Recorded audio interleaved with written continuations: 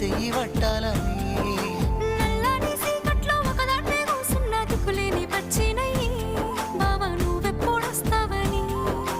ఏలైపోతుండే పిల్ల ఎన్నెలొచ్చింది మన బతుకులా ఏలైపోతుండే పిల్ల ఏలు వట్టంగా వస్తున్నాగా ఇన్నాళ్ళ ఎడబాటు ఎడవాసిపోతుందిలే